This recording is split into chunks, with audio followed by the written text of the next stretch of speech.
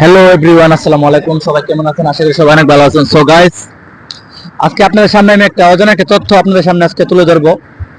তো আশা করি সবাই ভিডিওটা দেখে যাবেন, প্রথম থেকে শেষ পর্যন্ত দেখবেন, তাহলে বুঝতে পারবেন আসলে বিশ্বের সব থেকে ধনী দেশ কেন দুবাইকে বলা হয়।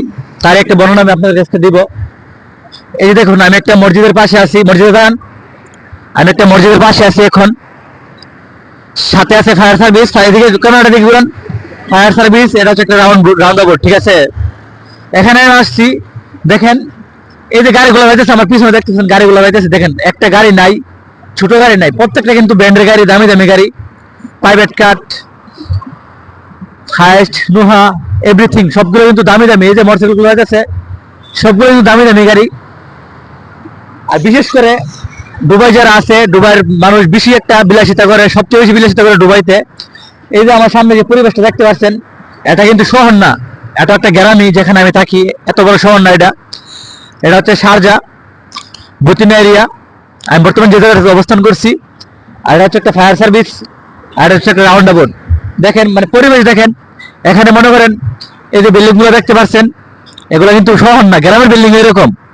আর শহরে যদি যাই তাহলে তো বুঝতে পারবেন কিরকম। এটা হচ্ছে গ্রামের মতো, মেন শহর না মোটামুটি। এই দেখতে পাচ্ছেন আমার সামনে একটা রাউন্ড অ্যাবাউট। এই দেখেন গাড়িগুলো দেখেন, এক একটা একটা একটা ব্র্যান্ডের গাড়ি, কিন্তু এখানে ছোট কোনো গাড়ি নেই, কম দামি কোনো গাড়ি নাই। কেন এটাকে বলা হয় বিশ্বের ধনী দেশ, কেন বিলাসবহুলতা বলা হয়, এই জন্য এটাকে বলা হয়।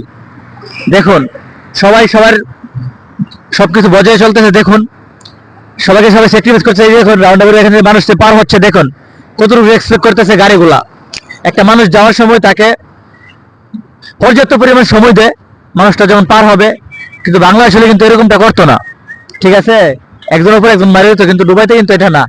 জায়গা জায়গায় কিন্তু ক্যামেরা আছে, এখানে প্রত্যেকটা জায়গার মধ্যে ক্যামেরা আছে, প্রত্যেকটা মানুষের সাথে সাথে এখানে কিন্তু ক্যামেরা আছে।